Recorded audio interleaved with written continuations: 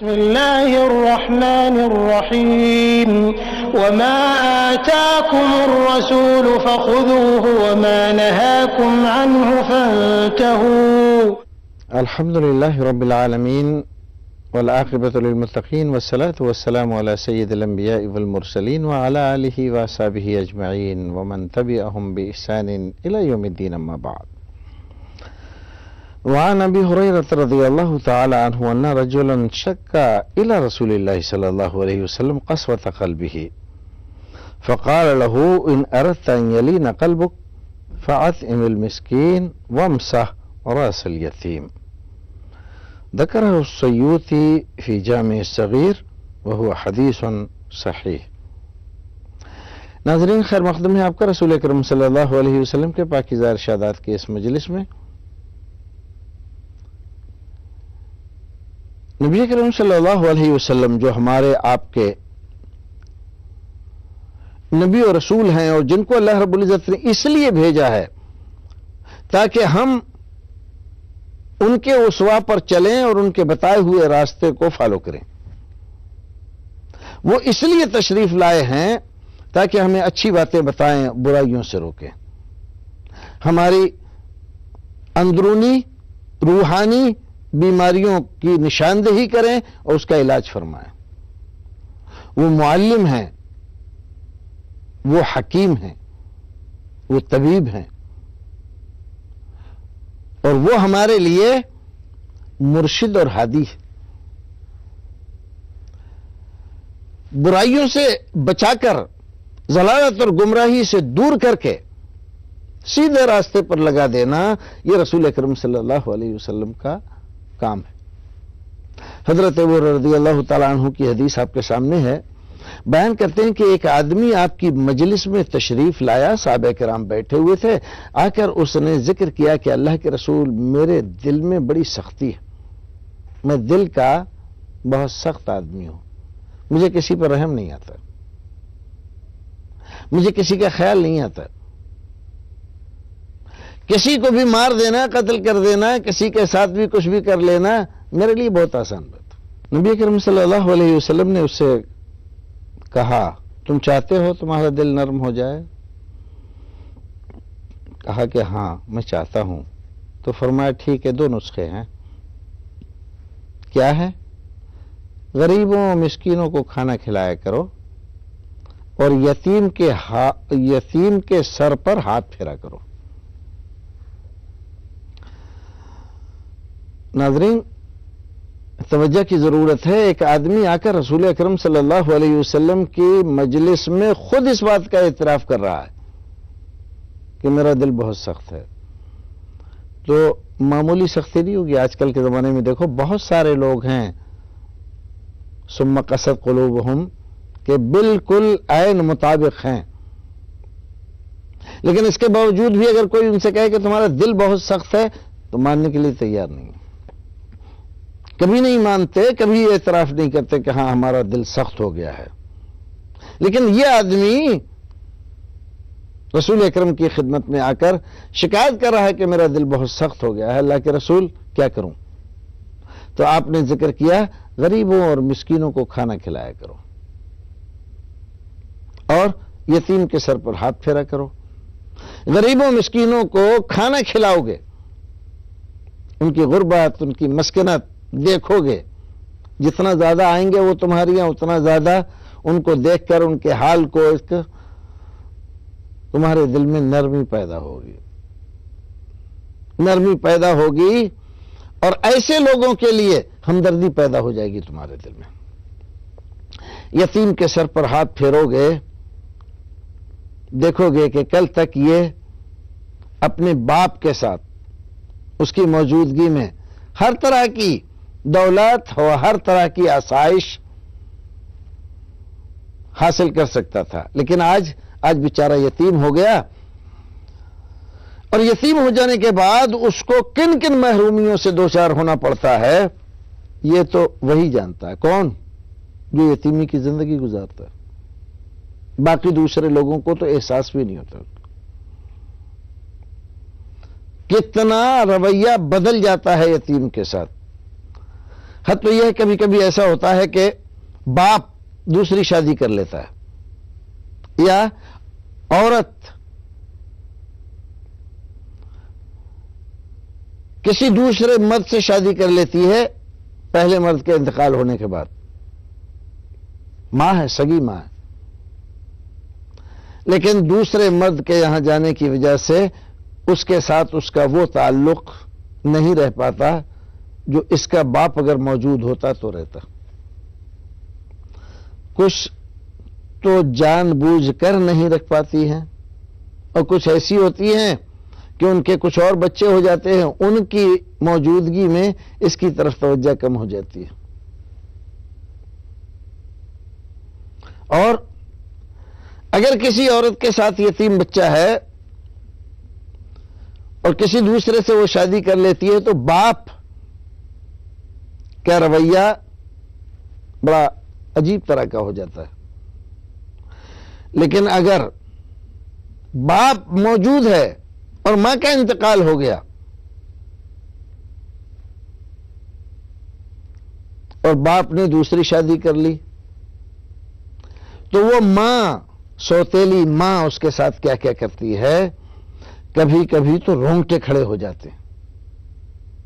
ایک ہی گھر میں رہ رہے ہیں، ایک ہی بستر پر سو رہے ہیں، اس کے بچے بھی اور یہ یتیم بھی، لیکن دونوں کے ساتھ ویوہار الگ ہے. سب سے پہلے اس کو جگانا اور سب سے بعد میں اس کو سونے دینا، گھر کا سارا کام اس پر لاد دینا، اپنے بچوں کو بہترین اور اچھے اسکولوں میں پڑھانا اور اس کو پڑھنے کے لیے کوئی انتظام نہ رکھنا.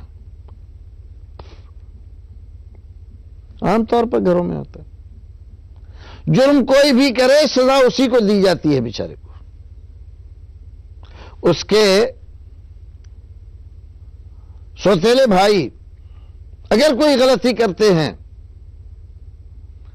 تو وہ اس کا نام لے دیں تب بھی پیٹے گا بیچارہ یتیم، اور نہ لیں تو بھی یہی پیٹتا ہے. تو بڑا، تو نے ان کو روکا کیوں نہیں، تو نے ایسا کیوں نہیں کیا. اچھا تو بڑا ہو کے ایسا کرے گا، ہے اس کی بیچارے کی کم بختی. رسول اکرم صلی اللہ علیہ وسلم فرماتے ہیں کہ اگر یتیم کے سر پر ہاتھ پھراؤ گے دیکھو گے کس انداز کی زندگی گزار رہا ہے وہ بیچارہ، کیسے اس کے گزر اوقات ہو رہے ہیں، اس کے باپ کا اس کے ساتھ سلوک کیا ہے، اس کی ماں کا اس کے ساتھ سلوک کیا ہے، اس کے گھر والوں کا اس کے ساتھ سلوک کیا ہے. تمہیں ہمدردی ہو جائے گی اس بچے سے، تمہارا دل رفتہ رفتہ رفتہ رفتہ نرم ہو جائے گا، سمجھنے لگے گا دکھ کیا ہے، پیڑا کیا ہے، رنج کیا ہے، غم کیا ہے. ابھی تو کچھ بھی نہیں سمجھتا. اللہ رب العزت نے فرمایا کچھ دل ایسے ہیں قست قلوبکم، تمہارے دل سخت ہو گئے ہیں.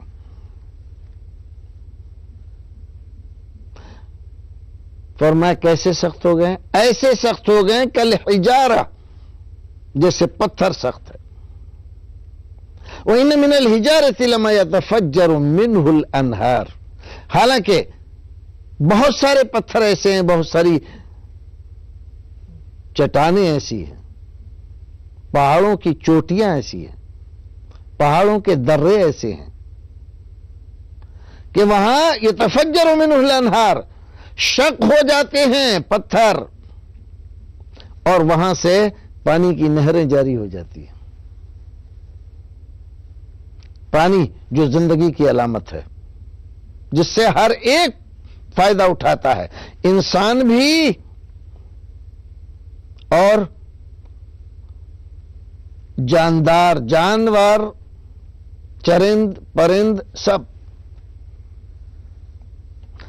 تو اتنی سخت چیز سے اتنی مفید چیز جاری ہو گئی، لیکن اے انسان تیرا دل اس سے بھی زیادہ سخت ہے، اس سے کسی کو کوئی فائدہ نہیں ہو رہا ہے، اس کا نقصان ہی نقصان ہو رہا ہے. نہ کسی کے رنج کی کوئی اس کے اوپر اثر ہوتا ہے اور نہ کسی دکھ اور تکلیف کا اس کے اوپر کوئی اثر ہوتا ہے. اس کا دل نرم نہیں ہے، بڑا سخت ہے۔ رسول اکرم صلی اللہ علیہ وسلم نے یہ جو دو باتیں بتلائیں، یتیم کے سر پر ہاتھ پھیرنا اور غریبوں مسکینوں کو کھانا کھلانا، اگر نبی اکرم صلی اللہ علیہ وسلم کی زندگی میں ان دونوں چیزوں کو تلاش کیا جائے تو آپ کو یہ پتہ چلے گا کہ رسول اکرم نے صرف حکم نہیں دیا بلکہ یہ کر کے دکھایا، خود آپ کرتے تھے، آپ کی عادت مبارکہ تھی اور اس پر کاربند تھے۔ غریبوں کو، مسکینوں کو، یتیموں کو کبھی بھی بے سہارا نہیں چھوڑتے تھے، جو کچھ بھی ہوتا تھا ان کو دے دیا کرتے تھے۔ کھلانے پلانے میں تو آپ کا کوئی ثانی ہی نہیں تھا، اور یتیموں کے ساتھ آپ کا معاملہ بہت خاص۔ حضرت جعفر رضی اللہ تعالی عنہ انتقال ہو گیا ان کا، رسول اکرم صلی اللہ علیہ وسلم ان کے گھر آئے اور کہا کہ کہاں ہیں جعفر کے بچے، ان تمام کو حاضر کرو۔ تمام بچوں کو بلا کر لا کر حاضر کیا، آپ نے ان کے سر پر ہاتھ پھرایا، ان کو دعائیں دی اور پھر اس بات کی اطلاع دی کہ جعفر کے ساتھ اس طرح سے حادثہ ہو گیا ہے اور آپ شہادت پا چکے ہیں، اور پھر بچے یتیم ہو گئے ہیں، ان کا خیال رکھنا، آنا جانا ان کے گھروں میں ان کے متعلق پوچھتے رہنا، یہ آپ کی عادت مبارکہ رہی ہے۔ اور ذرا یاد کریں وہ واقعہ، حضرت علی رضی اللہ تعالی عنہ حضرت فاطمہ سے کہتے ہیں، سنو، ابا جان کے پاس بہت سے غلام آئے ہوئے ہیں، بہت اچھا موقع ہے، چلی جاؤ، مانگ لاؤ ایک غلام اپنے لیے بھی، تمہاری مدد کرے گا، چکی پیستی ہو، پانی لے کر آتی ہو، گھر کے سارے کام کاج کرتی ہو، اور پانی بہت دشوار مدینے میں پانی حاصل کرنا، مشق بھر کے لانا، جس کی وجہ سے جسم پر اس کے داغ، اس کے اثرات پڑ گئے، ہاتھوں میں ٹھیٹیں پڑ گئیں۔ حضرت فاطمہ رضی اللہ تعالی عنہا نے جب یہ سنا حضرت علی سے کہ رسول اکرم کے پاس غلام آئے ہوئے ہیں اور آپ بانٹ رہے ہیں، اسی امید پر کہ چلو ابا جان سے ہم بھی مانگ لیتے ہیں، غلام ہمیں مل جائے تو ہمارا کچھ مسئلہ حل ہو جائے اور پریشانی کچھ کم ہو جائے، آئیں رسول اکرم صلی اللہ علیہ وسلم سے درخواست کی۔ حدیث لمبی ہے اور اس کو مختصر کر کے نبی اکرم صلی اللہ علیہ وسلم نے فرمایا کہ بیٹا تم نے دیر کر دی کہنے میں، قیدی تو آئے تھے میرے پاس، غلام تو آئے تھے میرے پاس،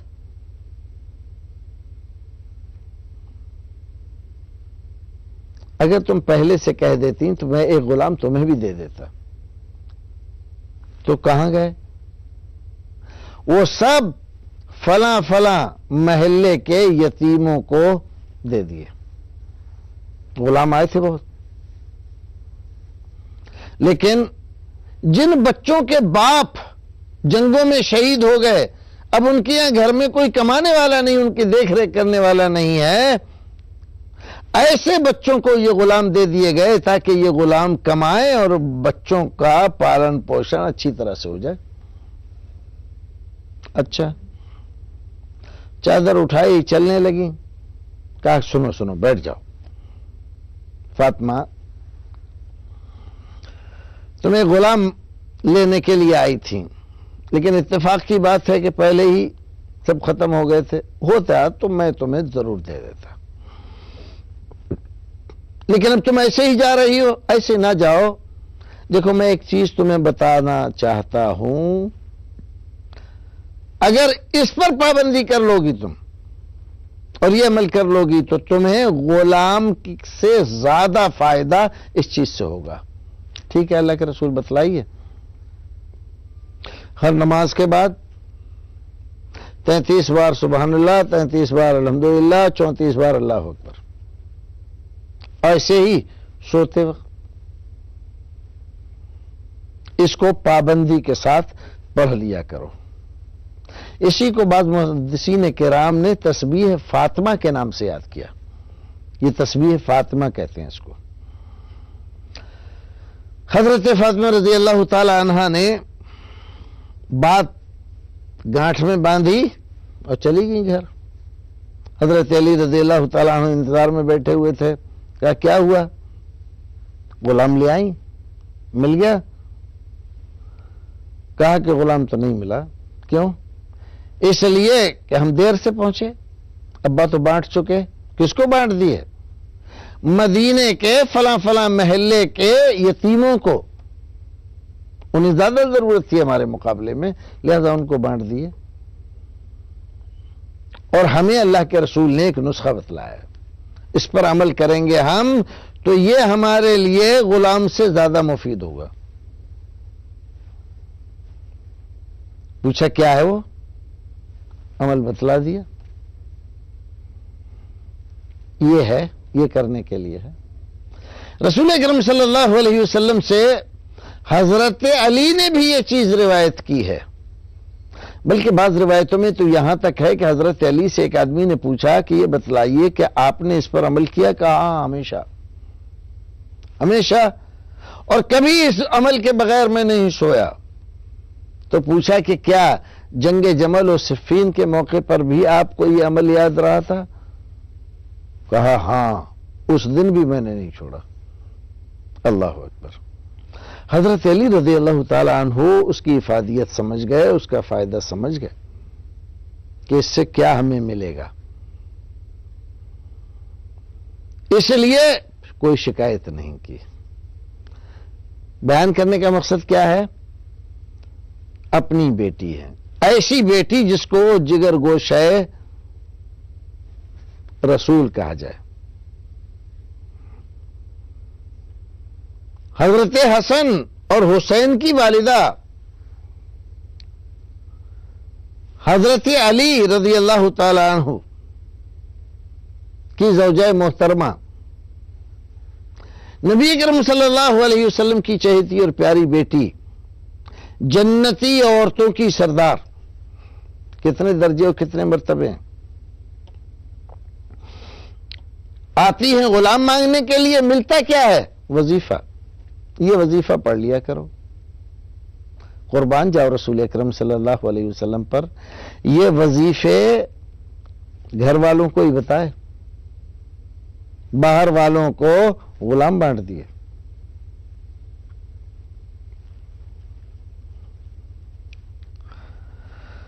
غلام بانٹ دیے مسکینوں کو، یتیموں کو. اور اپنی بیٹی آئی تو کہا کہ سبحان اللہ الحمدللہ لا الہ الا اللہ اللہ اکبر، یہ پڑھ لیا کرو، تمہیں اس سے زیادہ فائدہ پہنچے گا. یہاں رسول اکرم صلی اللہ علیہ وسلم کی سخاوت بھی معلوم ہوتی ہے، اور یتیموں کا خیال، ان کی دیکھ ریکھ، ان کے بارے میں اچھی طرح سے توجہ، یہ سب کچھ اس حدیث سے اچھی طرح ظاہر ہوتا.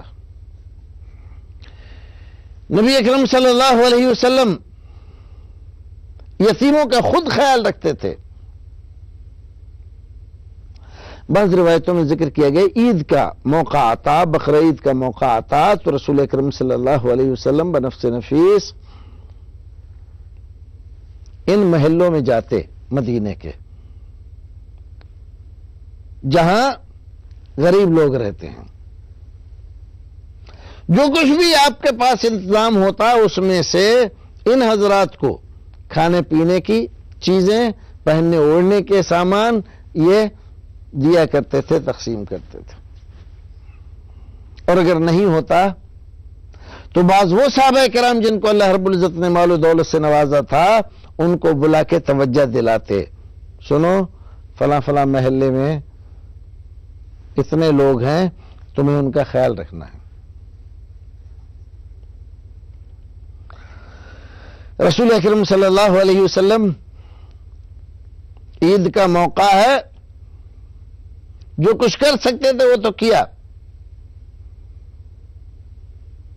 لیکن تعداد زیادہ ہے اور آپ کے پاس کچھ ہے نہیں بندوبست، کیا کریں، کس سے کہیں؟ حضرت عبد الرحمن بن عوف، عثمان غنی، اللہ رب العزت نے بہت مال دیا ان لوگوں کو، بلایا، عثمان فلاں فلاں محلے میں اتنے یتیم، اتنے مسکین اور اتنی بیوائیں رہتی ہیں، عید آنے والی ہے، کہیں ایسا نہ ہو کہ عید کے دن ان کے بچے وہ محرومی کا شکار ہو جائیں اور عید ان کی پھیکی ہو جائے۔ حضرت عثمان غنی رضی اللہ تعالیٰ عنہ رسول اکرم صلی اللہ علیہ وسلم کے فرمان کو سنتے اور فرماتے، اللہ کے رسول آپ بے فکر ہو جائیں، میں پورا انتظام کروں گا ان کے لیے، آپ جاتے بازار کپڑا خرید کے لاتے اور ان حضرات کو تقسیم کر دیتے کہ یہ ہے۔ نبی اکرم صلی اللہ علیہ وسلم خیال رکھتے ہیں ان کا، اور ان کی پوری عید اچھی طرح سے گزر جائے اس کے لیے بندوبست کرتے ہیں، اپنے پاس نہیں ہے تو دوسروں سے کراتے ہیں۔ تو یتیموں کا خیال رسول اکرم صلی اللہ علیہ وسلم خاص طور سے رکھا کرتے تھے۔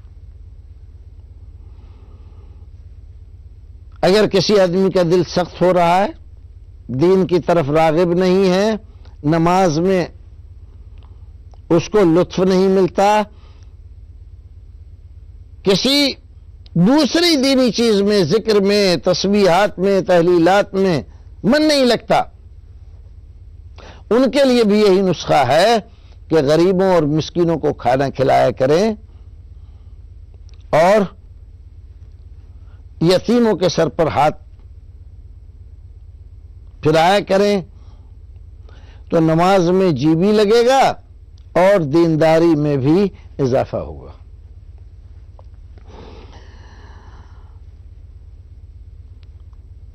ایک اور حدیث رسول اکرم صلی اللہ علیہ وسلم کی، اس سے پہلے کہ ہم آپ کے سامنے رکھیں، قرآن شریف کے ایک بیان کو دیکھتے ہیں۔ منظر اس طرح سے پیش کیا اللہ رب العزت نے قرآن شریف میں، جنتی جنت میں چلے گئے، جہنمیوں کو جہنم میں جھونک دیا گیا۔ اچانک ایک بار جنتی اپنی جنتوں سے، ان کے بالا خانوں سے جھانک کر نیچے کی طرف کو دیکھ رہے ہیں۔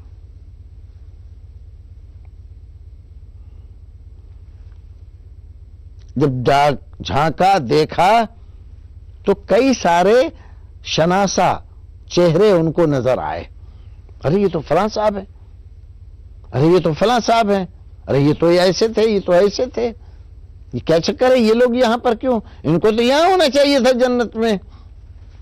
اب وہ ان کو مخاطب کرتے ہیں، ما سلککم فی سقر، ارے بھائیو تم تو بڑے اچھے تھے، بڑے نامی گرامی آدمی تھے، آپ مجلسی آدمی تھے، آپ سردار تھے قوم کے، سرپنچ تھے، آپ مکھیا تھے، آپ یہ تھے، آپ وہ تھے، ہاں بھائی سب کچھ تھے، پھر یہاں کیسے، وہاں ہونا چاہیے تھا، ہونا کیسے چاہیے تھا، وہاں جانے کے لیے جن کاموں کی ضرورت تھی وہ تو کیے نہیں، اور وہ کام کیے جو وہاں جانے سے آدمی کو روک دیتے ہیں۔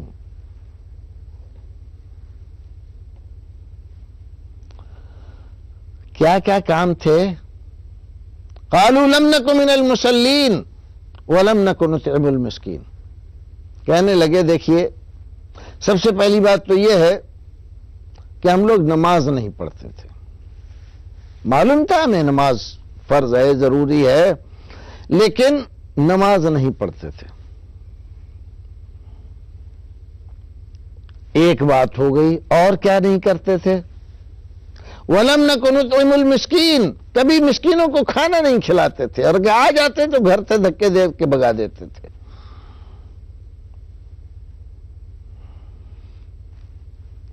یہ صورتحال تھی تمہاری. اور کیا کرتے تھے؟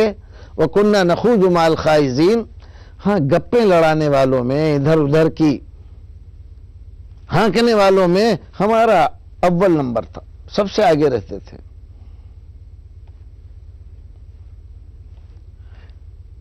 رسول اکرم صلی اللہ علیہ وسلم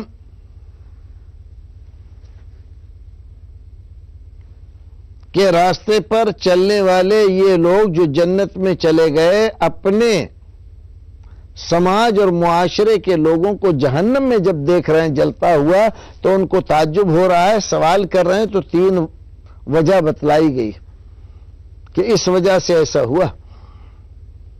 سب سے پہلی وجہ، نماز نہیں پڑھتے تھے، مسکینوں کو کھانا نہیں کھلاتے تھے، اور گپے ہانکنے والوں میں ہمارا کوئی جواب نہیں تھا. کوئی آدمی ہم سے آگے نہیں نکل سکتا تھا. یہ بہت بڑے جرم ہے.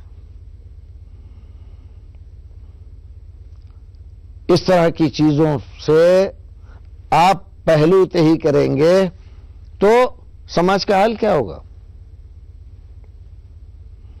مسکینوں کو کھانا آپ نہ کھلائیں، یتیموں کے سر پہ دست شفقت نہ رکھیں تو یہ بیچارے جائیں کہاں؟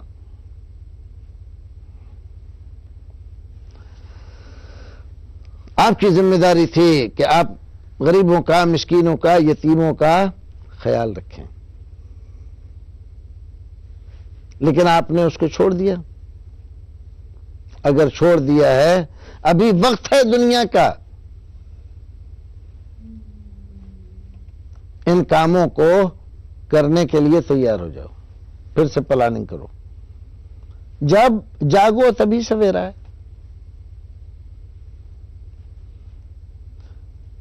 کسی کو خبر ہو یا نہ ہو، لیکن تم نے کام شروع کر دیا. غریبوں کو، یتیموں کو، بیواؤں کو آپ بے یار و مددگار نہیں دیکھ سکتے. تو یہ آپ کے لیے بہت ضروری چیز ہے. اس آیت کریمہ میں جہاں یہ ذکر کیا گیا کہ نماز نہ پڑھنے کی وجہ سے، یتیموں کو کھانا نہ کھلانے کی وجہ سے،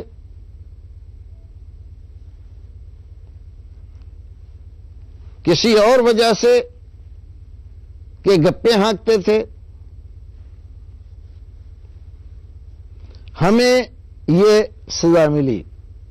ایک اور وجہ بھی بتائی ہے قرآن شریف نے، وَكُنَّا نَخُوضُ مَعَ الْخَائِضِينَ وَكُنَّا نُكَذِّبُ بِيَوْمِ الدِّينِ حَتَّى آتَانَا الْيَقِينُ.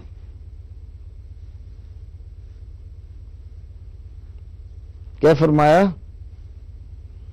وَكُنَّا نُكَذِّبُ بِيَوْمِ الدِّينِ، ہم قیامت کے دن کا انکار کرتے تھے. ہمیں یقین نہیں تھا کہ قیامت واقع ہوگی. کیسے ہو سکتی ہے؟ یہ کیسے ہو سکتا ہے؟ یہ کیسے ہو سکتا ہے؟ یہ کیوں نہیں ہوگا؟ وہ کیوں ہوگا؟ کتنے سارے سوالات. آپ فرضی ایک صحیح عقیدے کو باطل کرنے کے لیے فرضی من گھڑنتوں کا آپ سہارا لے رہے ہیں. یہ بات بہت خطرناک ہے. ہم قیامت پر ایمان نہیں رکھتے تھے، یہاں تک کہ ہم کو موت آ گئی.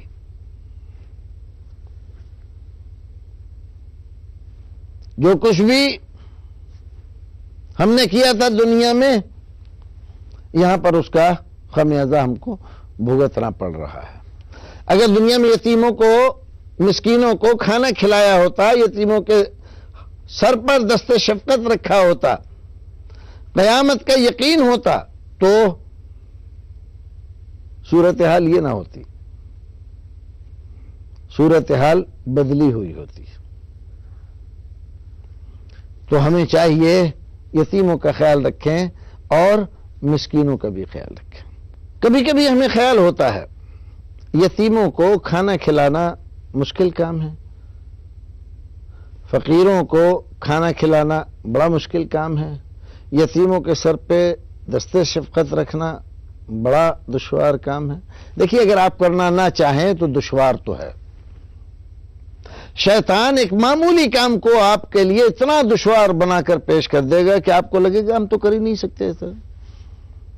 حالانکہ وہی کام دوسرے لوگ کرتے ہیں اور یوں چٹکی بجاتے میں کر لیتے ہیں، کسی کو کوئی پریشانی ہوتی نہیں، لیکن آپ کا شیطان آپ پر حاوی ہے، ایک معمولی کام کو اتنا بڑا بنا کر پیش کرتا ہے کہ آپ ہمت ہار جاتے ہیں. تو کس کس چیز میں ہمت ہارو گے؟ یہ ہارنے کی چیز نہیں ہے، یہ جیتنے کا تصور رکھو.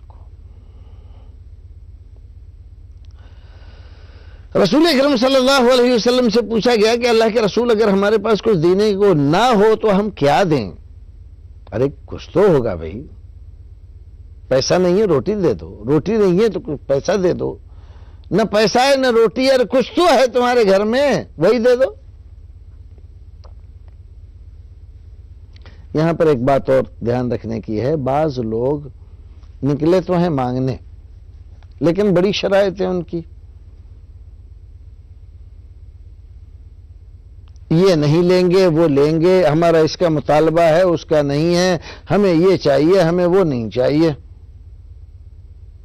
اس طرح کی باتیں مانگنے والے کر رہے ہیں، دینے والا بیچارہ کیا کرے؟ جو وہ مانگ رہا ہے وہ اس کے پاس ہے نہیں، اور جو وہ دے رہا ہے وہ لینے کے لیے تیار نہیں ہے. تو در حقیقت ایسی شرطیں لگانے والے در حقیقت مسکین نہیں ہوتے، ان کی تربیت کرنے والا کوئی نہیں ہے، انہوں نے اس کو اپنا پیشہ بنا لیا ہے تو اپنی شرائط پر بھیک لے رہے ہیں. ایک صحابیہ رسول اکرم صلی اللہ علیہ وسلم کی ام بجید، رسول اکرم صلی اللہ علیہ وسلم سے عرض کرتی ہیں کہ اللہ کے رسول کبھی کبھی میرے دروازے پر مسکین لوگ آ جاتے ہیں،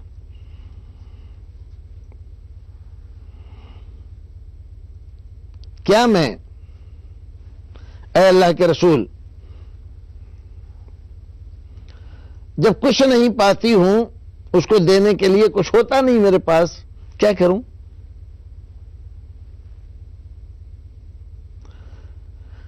رسول اکرم صلی اللہ علیہ وسلم نے فرمایا اگر تمہارے پاس دینے کے لیے کچھ بھی نہیں ہے تو دیکھو ایک جلا ہوا کھر ہو وہی دے دیو. جلے ہوئے کھر کی کیا حیثیت ہے؟ پایا، ہمارے پائے پکائے جاتے ہیں نا بڑے اہتمام سے، تو پائے تو پکایا لیکن رہا کچھ بھی نہیں، وہ ایک جلا ہوا ایک پایا رہ گیا ہے. فرمایا وہی دے دو. اللہ رب العزت تمہاری نیت کو دیکھتا ہے، یہ نہیں دیکھتا تم دے کیا رہے ہو، کتنا دے رہے ہو. تم نے دیا، اللہ رب العزت نے دیکھا کیا دیا، جو کچھ بھی تم کو میسر تھا. تو وہ تو یہی کہہ رہا ہے کہ جس کی جیسی حیثیت ہے وہ اپنی حیثیت کے اعتبار سے دے گا. اگر تمہارے پاس دینے کے لیے کچھ اور ہے تو آپ وہ دیجئے، لیکن یہاں پر آپ نے فرمایا دینے کے لیے کچھ نہیں ہے تو ایک جلا ہوا پایا ہی دے دو. تو یہ تو اس وقت تک کے لیے ہے جب تک کہ ہمارا معاملہ درست نہیں ہوتا، اور جب ہمارے پاس آ جائے سب کچھ تو کیا دیں؟ تو کہا اللہ کے رسول نے کہا پایا دے دو، جلا ہوا وہی دیتے رہیں؟ نہیں، جو کچھ آپ کے پاس ہے اللہ رب العزت نے آپ کو دیا ہے، بہتر سے بہتر، اچھے سے اچھا وہ آپ دو تاکہ اللہ رب العزت راضی ہو جائے. وہ راضی ہو جائے گا تو تمہیں بہت نوازے گا. پروردگار ہمیں اور آپ کو نیک عمل کرنے کی توفیق عطا فرمائے. وآخر دعوانا ان الحمد للہ رب العالمین. وما آتاكم الرسول فخذوه وما نهاكم عنه فانتهوا